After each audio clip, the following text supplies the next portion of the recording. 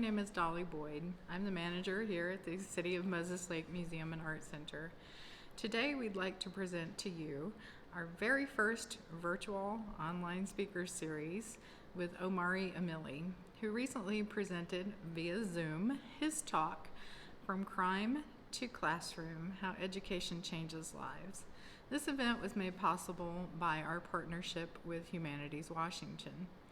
We would like to begin by acknowledging that we presented this program from the traditional lands of the Sincayuse, Columbia, Moses, and Wanapum people. The presentation you're about to enjoy is part of Humanities Washington's Speakers Bureau series. They are a nonprofit organization dedicated to sparking conversation and critical thinking. They have support from the National Endowment for Humanities, the Washington Secretary of State, the Thomas S. Foley Institute for Public Policy and Public Service at Washington State University, and many private donors. We thank them sincerely for their help in bringing this to you. Omari earned a master's degree in interdisciplinary studies from the University of Washington, Tacoma, where his research focused on the benefits of college education for formerly incarcerated people. In 2018, he was named a Distinguished Alumni by Pierce College and has been featured in the Seattle Times and the News Tribune. Amili is an author and community leader who has worked with South Seattle College, the ACLU of Washington, and Civil Survival. We hope you enjoy From Crime to Classroom, How Education Changes Lives. I'm hoping that right now everyone is seeing on their screen a presentation on Prezi where it says Meet the Speaker, Mass Incarceration, Issues Related to Reentry, Identity and Societal Impacts, FICGN, the Impact of Post-Secondary Education, Learning and Growing, Local Developments, and Moving Forward. So these are all of the different topics that I'm going to discuss with you guys today. And we're going to get started with Meet the Speaker. First, I always start out letting people know my educational background. So like I said, my name is Omari Amili. I earned an Associate of Arts in Human Services from Pierce College back in 2011. After that, I transferred to the University of Washington, Tacoma, where I earned 2 bachelor's degrees, one in psychology and one in what's called interdisciplinary arts and sciences with a concentration on self and society. And then I also earned a Master of Arts in interdisciplinary studies from the University of Washington, Tacoma. So that's my educational background. You know, somebody like me, for a lot of people, you know, you hear the list of, okay, this person has 4 college degrees and this is an educated person. But for me, like, honestly, the odds were completely stacked against me and I was never supposed to be here. So what I'm going to discuss with you guys today is my upbringing and the impacts of that upbringing, and then ways in which that I defied the odds in terms of my personal story. Because when I talk about From Crime to the Classroom, How Education Changes Lives, this isn't just something that I read about in school. It's not just a topic that interests me, but it's actually something that I've lived through. So I always start out by sharing my story. So let's go ahead and take a look at my upbringing and the impacts of that upbringing. I was born March 23rd, 1985, in a predominantly Black neighborhood. But, you know, they were both doing pretty well. My mom worked, my dad worked. I just got a message that said my connection's unstable. Dolly, can you give me a thumbs up if you can still hear me okay? Okay. So my family was doing good when I was first born. You know, my mom was working, my dad was working. We had food on the table, no financial concerns. We weren't living in poverty. I would say we were doing pretty well. But there's something that took place in the mid-'80s that began to wreak havoc through the Black community. And some of you may know that that is crack cocaine. Crack cocaine flooded the Black community, and my family was unable to avoid that. So my mom and dad, they fell victim to this. And within 5 years of my birth, the strong 2-parent household ended up being completely devastated. My parents got divorced, and when they got divorced, my dad decided he was going to be a transient. He never wanted to pay child support a day in his life. So although he worked as a counselor, he worked in education, he did a lot of good stuff with his life prior to this. But he decided when him and my mom got divorced, I'm never gonna work another day in my life. I'll never allow my paychecks to be seized from me for any purpose, you know. So that was a conscious decision that he made. And so he lived life homeless with no income. You don't have anywhere to live. You don't really have the resources to be a provider for your children. So there'll be times that I end up with my dad, sometimes with my mom's permission, other times without my mom's permission, where he basically just came and it's hard to call it kidnap because he was my father and I feel like they really had equal rights, but he really would just come take us and like have no intentions on bringing us back. But when we're with him, he has nowhere to live. So it might be freezing cold, pouring down rain. You know, we're talking about the Pacific Northwest. So we might have to just ride the bus from one end of the route to the other end of the route to stay warm or just to have somewhere to be where we're out of the rain. We might have to go inside of a pizza restaurant and ask, were there any mistakes made or were there any orders that someone didn't pick up that you guys might possibly be able to give us so that we could eat? There were times that we would have to go knock on friends' doors and see, can we spend the night? And a lot of times we got told no, because my dad was an alcoholic and an addict. Like, you know, he would get into it with people a lot. So there were times where the best option we could find was to sleep in one of his friends' cars. Like, they're like, no, you guys can't come in the house, but you can sleep outside in the cars. When I'm with my dad, it was a very, I would say, traumatic experience for the most part. My dad was a great man. He loved his kids. It's very weird how someone can love their kids so much, want the best for them, but make decisions that just make it where they can't be a provider, they can't be a caretaker, they can't do anything that really is a part of his role. So that's what it's like when I'm with my dad once my parents get divorced. My mom, on the other hand, she ended up remarrying someone else who was in addiction, someone else who had a crack cocaine addiction. And we moved to Portland, Oregon, and they got married, and every single house that we were living in became a crack house, a drug house, where there's nonstop traffic from drug users, drug dealers, and this brought problems to my house, such as drive-by shootings. You know, there's gang activity at the house that I live in. When I'm a little kid, I have no say over where I live at. I didn't get to choose my environment, but there's bullets flying through this house that I live in.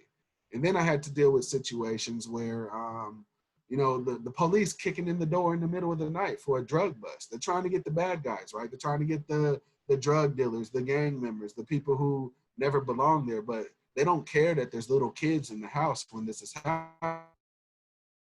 So me and my sisters, we're still witnessing this, we're still experiencing this, and this is traumatizing us. So you heard what it's like with my mom, you heard what it's like when I'm with my dad. So kids, they have this escape,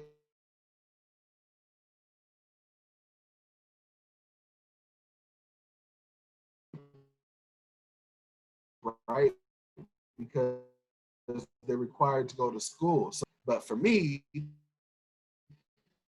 when I went to school, all it did was add to trauma. Like, school was not a place that I could go to escape trauma. School was a place where I went for my trauma to be exacerbated. So when I show up in class and I can't quite sit still in my seat, so I'm standing up at times that I shouldn't, or I might be blurting out, or I might just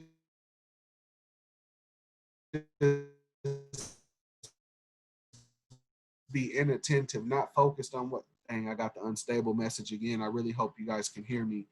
But I would constantly get suspended, and nobody cared to ask, like, Omari, what time did you go to bed at last night? Where'd you sleep at last night? What were you fed? You know, like, is there anything that might be out of your control that is contributing to these behavior problems that you're displaying in the classroom? It seemed to me like no one cared. No one ever asked. And like, when you're a teacher with a class with 20 to 30 young kids in it, your only option really is to remove these so-called bad apples from the environments that you could teach the other kids. Like, I truly was disruptive to these other kids' learning.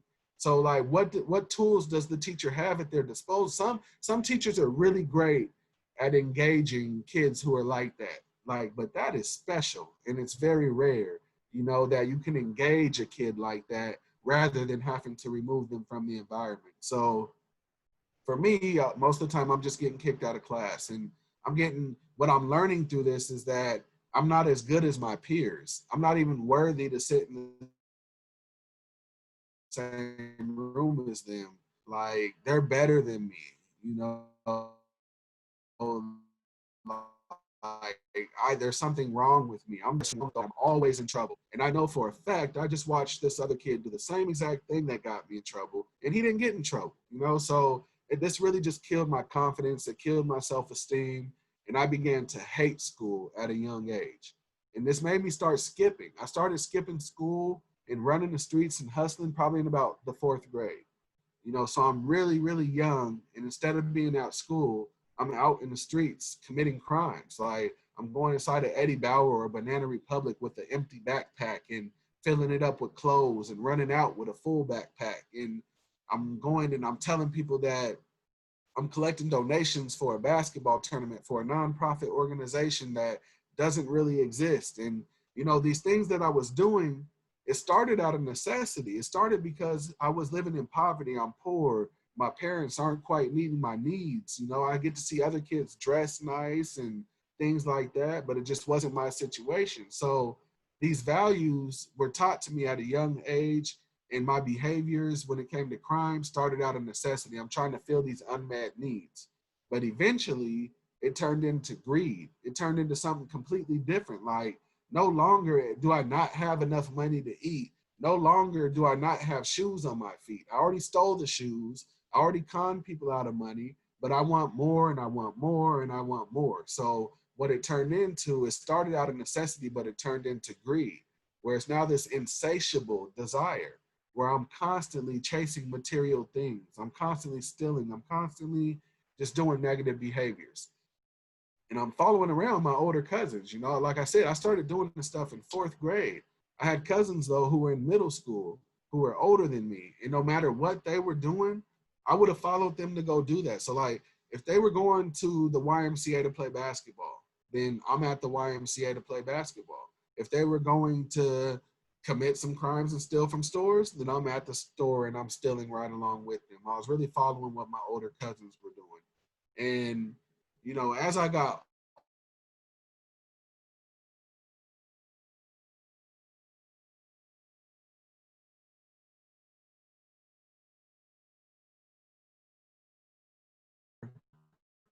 the little petty thefts scheme, when I was probably about 16 years old was when I first started hearing about it. And that was the first time I ever got involved. I had cashed a bad check at a check cashing place. And that was the first time I ever saw over $1,000 in my life. And when I did this, it created like this new addiction to money. Like, once I went from being, the most I've ever had was a couple $100s from scamming people to now I have a couple $1,000s in my pocket. I'm like, this is the way. I need to do more of this. But that ended up being the only time I ever did that. Like, I never had another opportunity to cash a bad check at a check cashing place with an inside connection and things like that. But a couple years down the road, I'm hearing more and more about these bank fraud schemes that involve ATM cards, where you don't have to go in and cash a bad check. You just have to meet somebody who has a bank account who is just as money hungry as you are, and you buy checks from one of them, buy the ATM card from another one, and when you combine them, money pops out. So at a real young age, I found a way to make a whole lot of money. Like, what really got me into this, like, where I just jumped right in, like, this is going to be a lifestyle for me. I saw my cousin, who grew up the same way I did, just as poor, begin driving a Mercedes Benz. And when I saw that he was driving a Mercedes Benz, I'm like, where do I sign up at? Whatever it is that you were doing, I need to do what you're doing, because I know how you grew up and you now have a Mercedes Benz. I want one too. So I ended up having what I thought was a good run. I thought I turned my fortunes around. I thought I went from poverty to success, because now I have thousands of dollars in my pocket. I bought myself multiple Mercedes Benzes. I had BMW 745 on 22-inch rims when I'm really young. Like, I'm not even old enough to buy alcohol yet, but I'm buying cars that are costing me an outrageous amount of money. I'm getting a lot of girls. I'm having all the clothes and material things I could ever imagine. And growing up, growing up as someone who grew up lacking, grew up in poverty, this is our definition of success. This is like what we're aspiring to achieve. We're aspiring to get money in these material things. It didn't matter to me that I got it in a legal way. Like for me, I felt like I was the man and that I was successful. But little did I know, this path to success that I thought I was going down was actually a path to destruction. I was destroying my life more than I could have ever imagined. Every single time I went and I wrote another bad check or I did another transaction, I'm committing another felony. There's a lot of people who grew up how I did and they had to turn to crime to support themselves. They might have turned to selling drugs. And you can sell drugs every single day. And that one time you get caught by an undercover, that's the one felony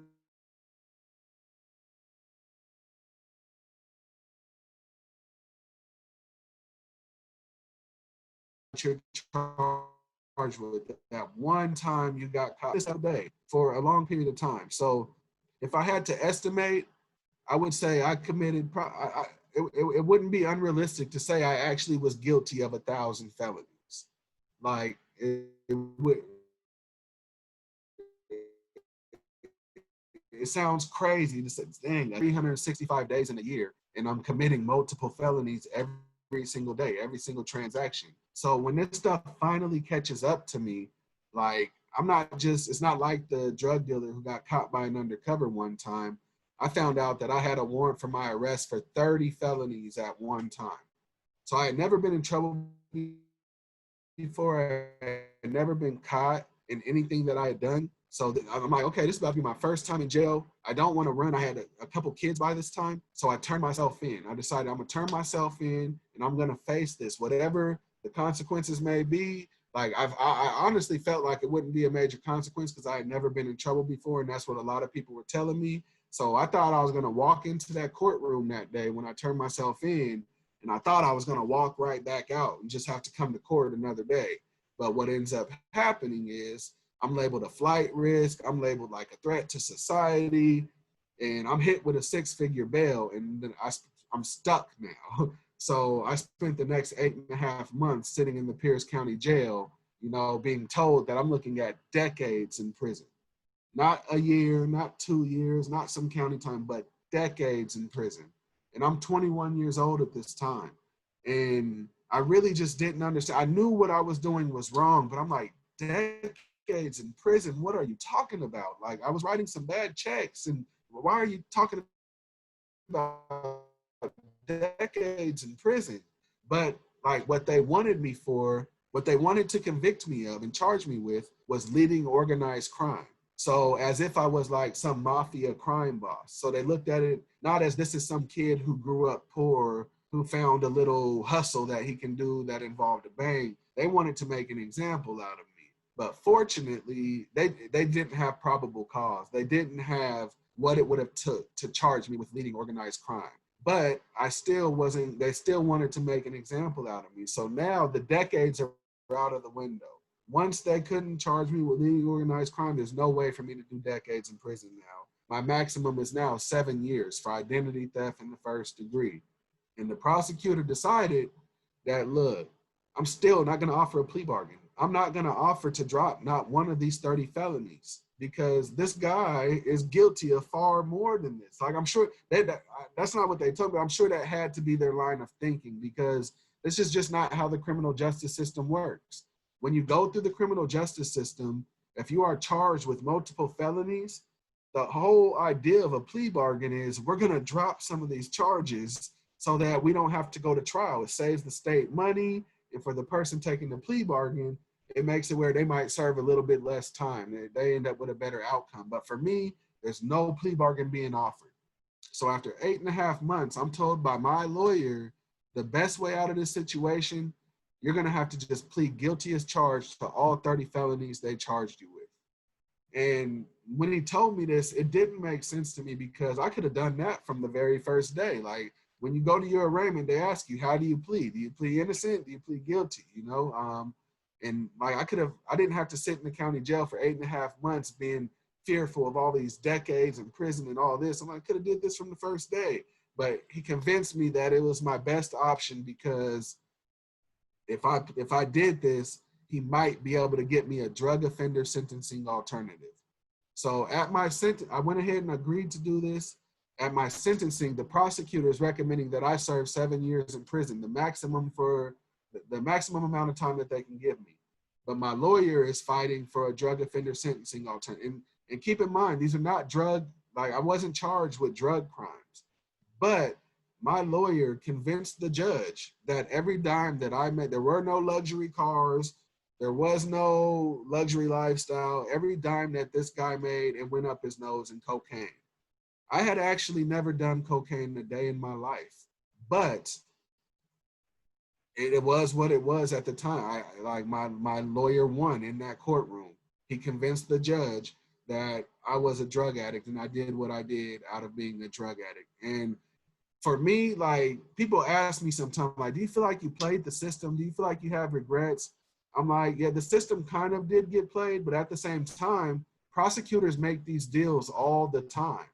Like, there can be they drop charges, they offer people drug offender sentencing alternatives to take pleas. So I didn't feel like I was doing something super wrong, because it was my first time ever in jail. And I believe in second chances. I believe that a 21-year-old person who came from a very traumatic background should not be going to spend decades in prison, or even 7 years in prison, their very first time, for nonviolent crimes that were financially motivated. So yes, the system kind of got played, but at the end of the day, I ended up with a sentence of 3 years in prison and 3 years of probation.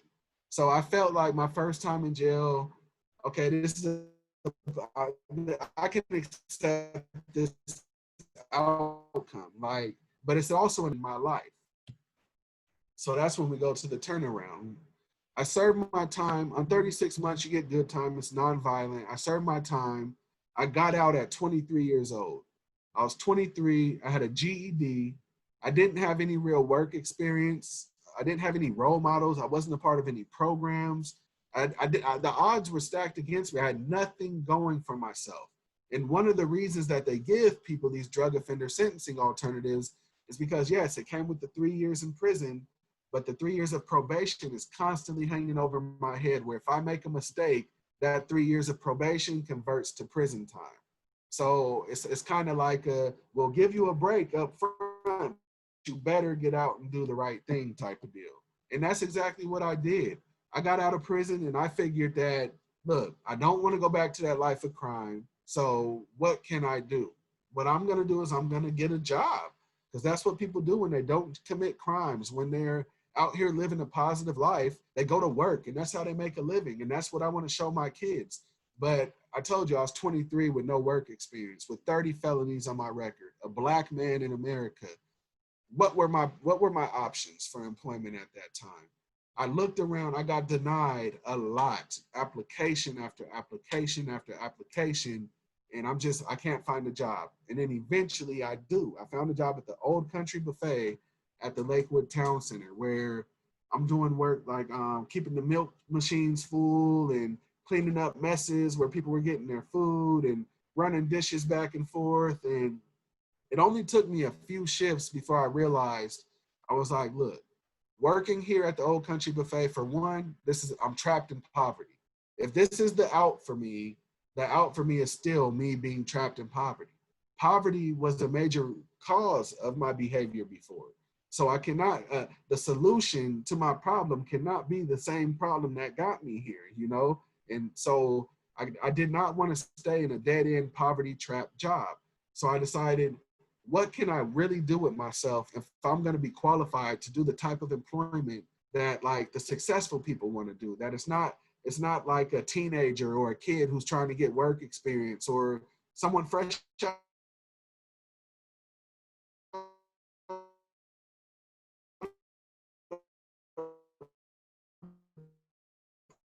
prison.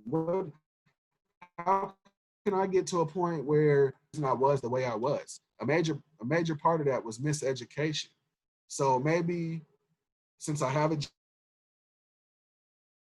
community college, maybe I can actually go there and make something of myself. So I enrolled at Pierce College. I wanted to be a drug and alcohol counselor, but I still had 30 felonies on my record. I was scared to apply through the state to become licensed. So even though I earned my degree to be a drug and alcohol counselor, I earned the education, I never got the trainee hours. I was never licensed, and I never had any possibility to work in that field because of that. So I ended up transferring. Like when I earned my degree, I learned that it was a direct transfer agreement degree. So that means that the University of Washington has an agreement where if you earn this degree, this DTA degree, and you have a certain GPA, you are admitted to the school. Like it's automatic. We have an agreement. This is just the way it works. Because you met these qualifications, you are admitted to our school. So I ended up, even though I wasn't going to be a drug and alcohol counselor, I ended up with a path where I can continue my education. And the whole time, like my confidence, my self-esteem is being boosted. I'm actually learning that I have value. I'm doing student jobs. I worked in events and conference services. I worked in the advancement office. And when I worked in advancement, people placed credit cards in my hand to call and pay bills, you know? And it's like, for me, this is like validation that I have value, that the things that I was in the past, I don't have to always be this way. I can be somebody different. I can re-earn the trust of people, and I can re-earn the trust of myself, and I can find some value and self-esteem. So I ended up just having major impacts on my identity, my values, my behavior. It's hard to live and consume your whole day. So like if I'm not in class, I'm doing my work study job, my student job. If I'm not doing that, I'm having to do my reading or my assignments or writing papers. Before you know it, the day's over and I'm burnt out. I'm ready to go to bed. And this became my lifestyle. So that negative lifestyle was replaced with that of a college student. And it was the best thing that has ever happened. I'm talking about like my mom just become a drug and alcohol counselor. She used to brag about how her son already was a drug and alcohol counselor. Like she believed in me so much and just knew I was going to accomplish my goals. And it's like I never did anything that could have made her proud like that before, you know. So it was an amazing experience. And you know, after my bachelor's degrees at UW Tacoma, I went on with my master's. Since graduating with my master's, I worked at South Seattle College as a faculty member and a case manager.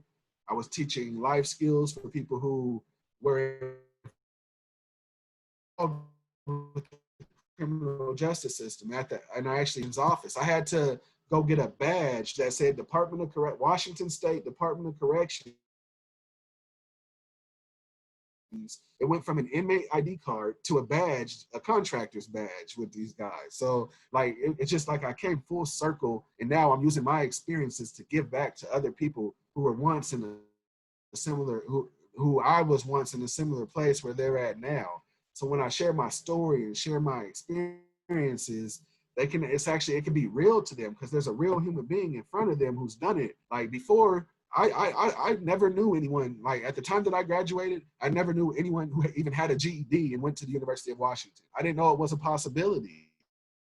But as I went along, you know, and started sharing my story, I started meeting more and more people who were similar to me, more and more people who climbed out of a negative situation and they made something positive. People like Tara Simmons, who is a friend of mine who she's been incarcerated a couple times, I believe. Most recently, she got out, went to Seattle U Law School, graduated at the top of her class, and became an attorney. And she is now, I don't know if anyone who is on here is in Kitsap County, but you might have saw her on your ballot running for state representative. This is someone who was in prison, got out, became an attorney, and now she is running to be an elected official. And she smashed the primary election. So when it comes down to it, she's going to win. And she is formerly incarcerated with felonies on her record. And she's somebody who has been in prison, but yet here she is going to become one of our state lawmakers. So I'm just meeting the circles that I've been in, the networks that I've been exposed to have just expanded my own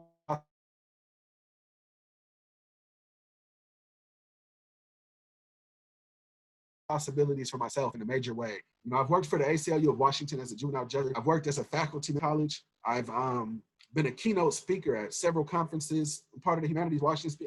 Basically, the person sitting here in front of you talking to you today, like, this is not supposed to be reality. Like I said, the odds were stacked against me and I never knew it was possible. So that's my story. And I want to pause for a second. I'm gonna hit stop screen share just in case we have any questions from anybody.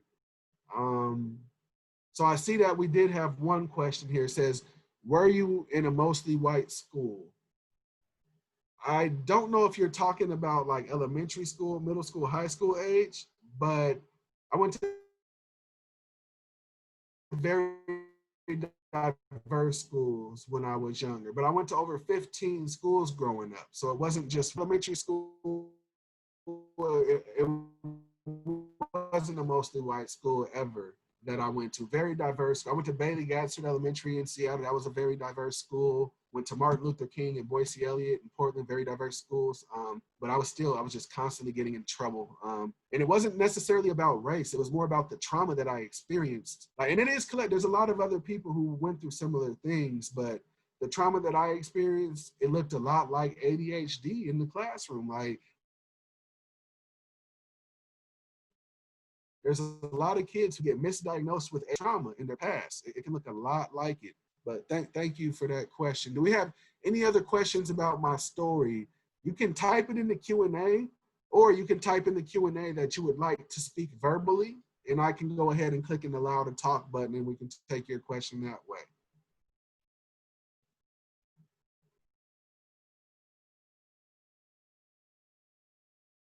I'll give it I'll just hold for a second ahead, and I'll move on in the presentation.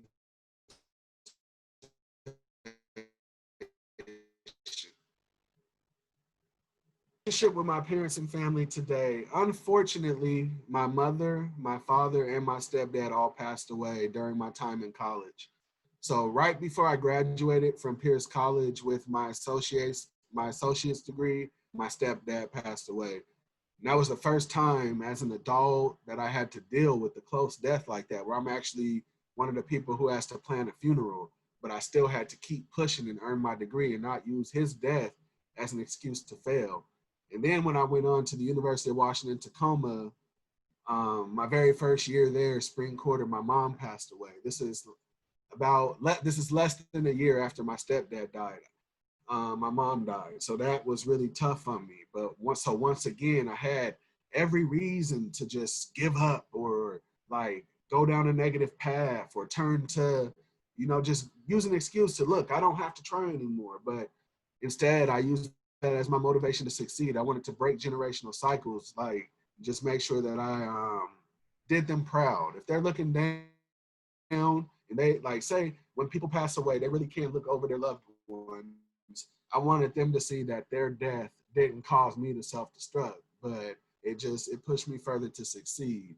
My dad, he ended up passing away right before he passed away my first quarter of grad school at UW Tacoma. My very first quarter, while I'm adjusting to grad school after undergrad, it's major. There's so much more reading, so much more writing. But I had to plan on that right before I graduated with my master's. My big sister died. So I took a lot of losses during my time in college, but when they were still here with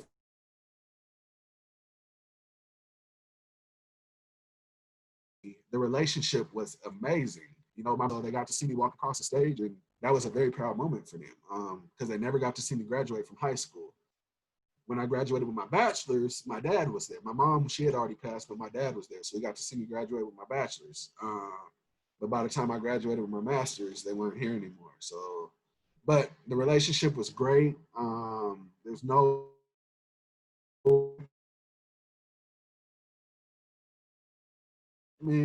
they're beautiful. A lot of time people point at people who have problems like that, right? And they're like, these are bad people. But my mom and my dad were never bad people. They had big hearts. They were helpful. Addiction dominates your life. And unfortunately, it can be at the expense of your own children. You know, there are people who their urges to get high really outweigh, you know, their parenting skills. Like you just, and it's beyond your control. That's why I don't know if anyone believes in like the 12 steps, but one of the first things is admitting that you're powerless over this substance, you know, and that was the situation with my parents. They were powerless. So my mom went to treatment. She tried to quit multiple times, you know, it just didn't work out. And the lifestyle, their addiction it was a major cause of the early deaths. Um, in my education, you know, the educational path that I took, the fact that I went to school to be a drug and alcohol counselor, that helped me make a lot of sense out of my upbringing. That helped me like really understand a lot more like what they were experiencing. While I'm going through all this trauma, they're experiencing a lot too, and there's no help for them. You know, there's nobody who is like, people used to always ask me, when you were a kid, what would have made the difference for you? What could have been done different to save you? And I always tell them there was no helping me without helping my parents. You know, my parents had to be helped in order for me to be helped. So I hope that answered that question. Do we have any other questions, comments, or feedback before I move on? We don't, okay, go ahead, Dolly. You can't hear me? Um, so do you unmute yourself real quick? I really have no clue what you're saying right now.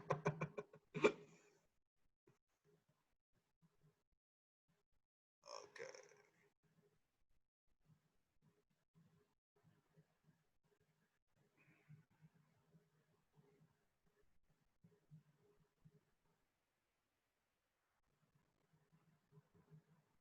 Oh, I have to unmute you. Okay. Here we go. Ask to unmute. Now, there we go. Okay, Yeah. now I got you. Sorry Sorry about that. I was trying to unmute myself, about that. but yeah, I gave you Yeah, the control. So, for sure. um, I just wondered if you would speak a moment about the for-profit system, the for-profit prison system in America, um, and maybe also a sort of a second part on that. What do you think are some steps that we can take to create that prison to education pipeline, Yeah, or even just cut the prison part out and get more kids from uh, vulnerable backgrounds like yours into formal for education. sure. For sure. So as far as for-profit prisons, they're one of the worst things in existence. However, they're a very minor part of the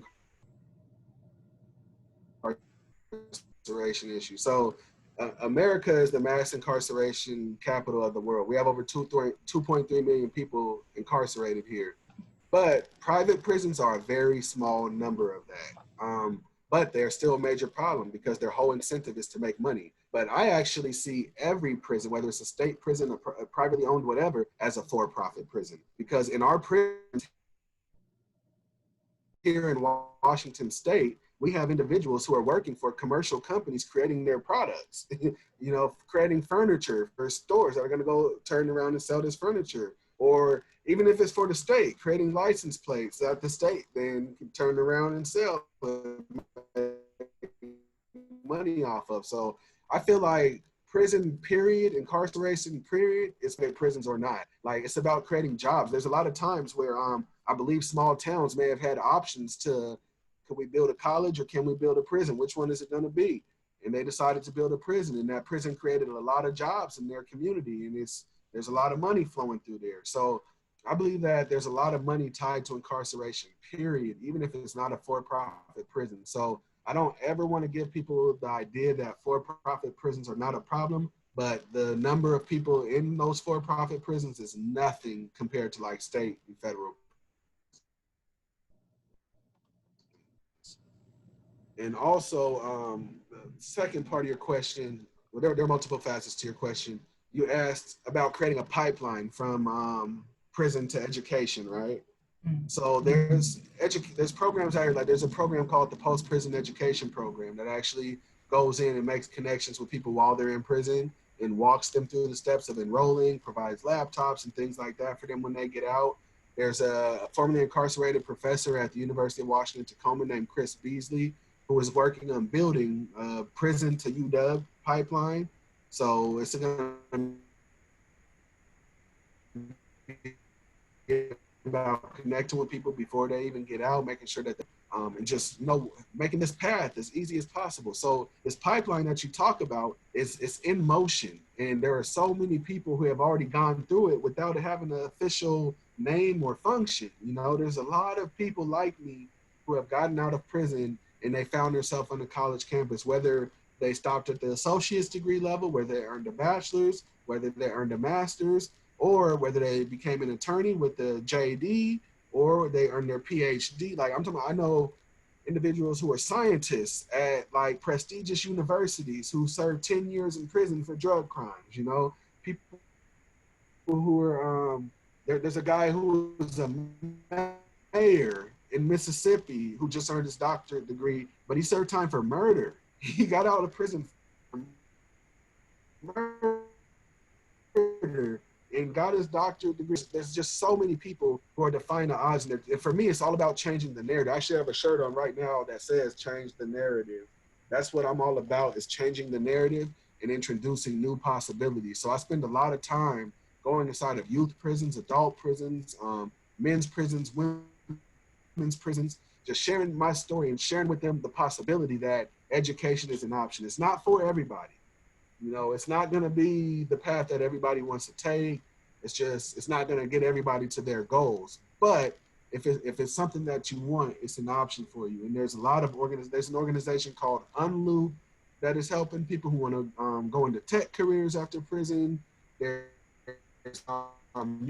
University Beyond Bars that is actually going inside the prison and teaching college classes inside of there. I actually was in Washington, D.C. advocating to restore Pell Grants for people inside of prisons where they do not have to get out first before they can start their education, because statistics say that people who receive education while they're in prison have a much lower chance of recidivating. When they get out, it's way less likely that they go back to crime if they were able to get an education and acquire a skill. I feel like I'm missing a part of your question. Like there was another part of it that I didn't answer. I just unmuted you again, I hope. I'll stop unmuting myself. I'll stop muting myself first. Yeah.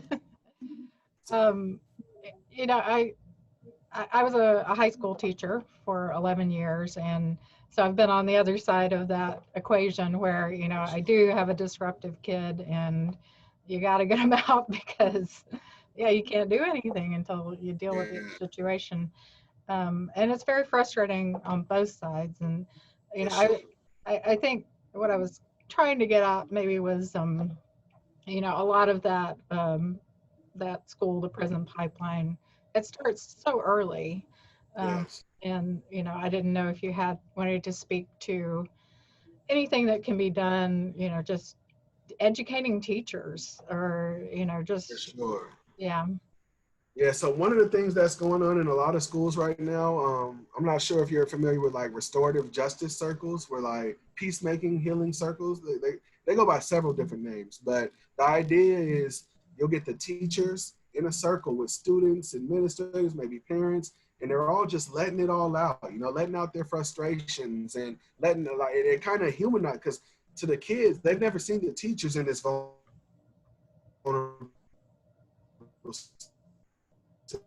situation. And a lot of times the teachers, they're just kind of meeting on the same level as people who are engaged in a conflict that can be healthy, right? And like a lot of teachers leave these circles like, oh my God, I had no idea that this child was experiencing this. And I actually feel like shit because if I knew, my response to them would have been so much different. You know, I might have a lot more compassion, a lot more patience, or just tried to do it a little bit of a different way. says my connection's unstable again. I hope you can hear me. But right now, I'm contracted with Pierce County Juvenile Court to offer a diversion program. So there's some kids, African-American males, who got in trouble for whatever reason. It could have been shoplifting. It could have been something that happened at school. They got in trouble for whatever reason. But instead of them sending these kids to jail, these kids are going to be meeting with me over Zoom to talk about their goals and their barriers and like just getting to know each other. And how can I be a resource for you and help you be successful in school? Or if like you're already a senior and you recognize that this wasn't the path for me, how can I help you find other options for completing your education? So like there's a lot of different jurisdictions that are looking into things like this. In the Pierce County Juvenile Court, they reached out to me, you know, like, so they were already, this was already their mindset. Like, we want to put these young Black boys in front of positive Black men from similar backgrounds that can help them navigate a path rather than just punishment, you know, because honestly, punishment just does not solve anything. I feel like it always creates more problems. So between those restorative justice is a word that's used a lot. I prefer to use the word transformative because I feel like if we just restore things, that means we're going back to where we were. We didn't actually solve the underlying root issues that led to the problems to begin with. So I prefer the term transformative justice, where we go through this transformative process where the kids are not just made whole, but they're transformed. Their values are changing, their behaviors are changing, and the teachers as well. You know, I was a keynote speaker at this past, I don't know if when you were teaching, if you ever went to the Becca conference, but there's a lot of teachers who go to the Becca conference and, you know, just hearing stories like mine, you know, by going to these conferences where they hear from people who run the end and they actually shown they were brilliant. Like, I doubt I have a lot of teachers who thought I was brilliant, you know, but I obviously had some type of intelligence. I was not stupid like I thought I was, or, you know, like I accepted. I obviously had some sort of potential. And to be quite honest, like, I'm kind of anti the current K-12 system that we have right now. I feel like Brown versus Board of Education did a lot of damage to Black kids. Like it's celebrated, right? This was integration. We got Black kids and white kids in the same churches, no longer educated in white schools. And these are schools that were designed with their exclusion in mind. And once we were allowed in, no adaptations were made. It's still the same exact system. And there's just so many problems and flaws in the ways that it was designed that it just does not reach certain types of learners. So I'm like, the K through 12, I feel like it needs to be dismantled and recreated. I feel like COVID is a perfect opportunity for that because there's a lot of adaptions being made right now, you know? And I feel like there's a lot of kids being left behind that just hopping on a computer is not going to work for them. Yeah. So we have to, hopefully there's a lot of thinking, a lot of innovation going on. It looks like we might have had something else in the Q&A here. Mm-hmm. Got another question. Yeah. Did I respond? Did I fully answer you before I move on to the next question? Yeah, that's great. Thank you. Okay, so the question here was, are you in touch with your original attorney? Is he aware of how you turned your life around? You know, I actually had reached out to him. I cannot remember why I reached out to him, but I did reach out to him and tell him, yeah, I was in college and about to earn a degree and things like that. I think what was it? I cannot remember why I talked to the man, but I did talk to him. He doesn't know, I don't think he knows I have a master's degree and all the good work that I've done since, but they knew that I got out and went to college. The prosecuting attorney, I hope she knows. You know, I really hope that the prosecutor recognizes that this young man whose life she wanted to do her best to throw away, like really had value and really did not deserve to be thrown away and really got out and is making an impact in the lives of other people who, you know, maybe stopping them from ending up in my shoe. I really hope and pray that the prosecutors who wanted to give me decades in prison, who wanted even to give me 7 years, I hope they realize that by the time they wanted me to be getting out, I was already helping to change lives. You know, I really hope that. And I've ended up doing some things I never would have imagined. I actually moderated a judicial and prosecutorial candidate forum. So in Pierce County, there were people running to be judges and people running to be the prosecutor. And I actually got to be the person questioning them. I'm the moderator. So I got to come up with the list of questions and I'm questioning them while the whole audience like gets to watch me at like one of the outgoing guy, Mark Lindquist. He didn't win, but like he was on this panel and I actually got to ask. It was just a crazy experience to come from where I come from. And these guys are now trying to convince me why they are worthy of their position that they're running for. You know, it blows. I still don't get some of the experiences that I had. It blows my mind every day, you know, to realize where I am. That sounds really gratifying. And I also, my principal, when I did the keynote at the Becca conference, a woman who was my teacher at an alternative school bought 5 copies of my autobiography from me. And she gave one to a woman named Pat Sanders, who was the principal at my elementary school that I used to just always get suspended. I remember spending so much time in her office, and like she might think I'm dead or in jail because of the way I behave. But for her to be given a copy of my book, she might not remember me, but she might because of certain experiences that we had. So it's just there's a lot of things that have come full circle, and Well, I hate that I used our whole time on my story because like we have 3 minutes left and I haven't even gotten into the presentation at all. But I hope that this has been beneficial for everybody and you guys have enjoyed hearing my story. And I guess at this point with 3 minutes left, I should probably just take questions if there are some. Or what do you think, Dolly? yeah, I think if anyone has any last questions that they'd like answered, um, we, if you've got more to say, we could have you back for part 2. That would be awesome. For sure, we can definitely do a part 2. Humanities Washington allows 3 times per year. I hope you've seen the entire list of impressive speakers that they have, but I have. I would definitely be willing to do this with you again. Oh yeah, one thing I did just recently release another children's book called Skin Deep. You can find that on Amazon if you type in Skin Deep, Omari Amili. Matter of fact, I'm gonna share my screen with you guys again, just really quick, and show you my website, omariamili.com. So this is where you will want to go if you want to stay up to date with what's happening with Omari. So I have my website here. It has my books around here. So you'll be able to click a link to get to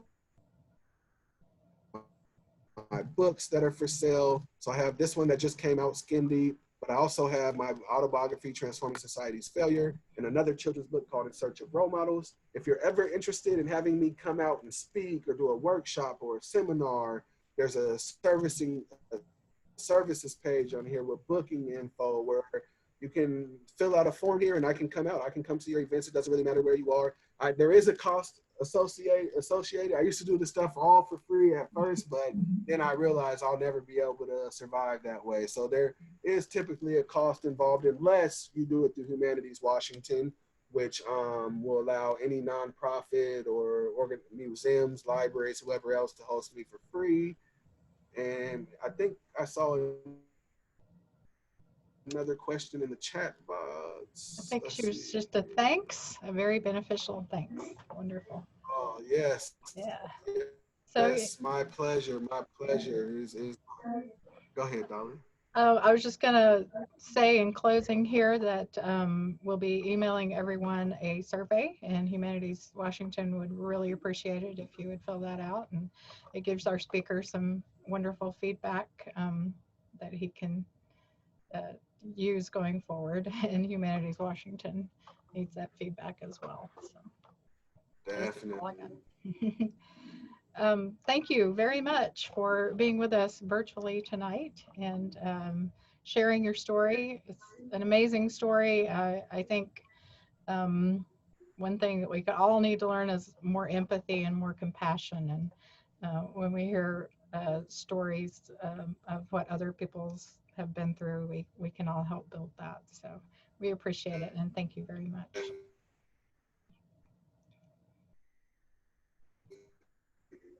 Yeah, anytime. Thank you for hosting me, Dolly.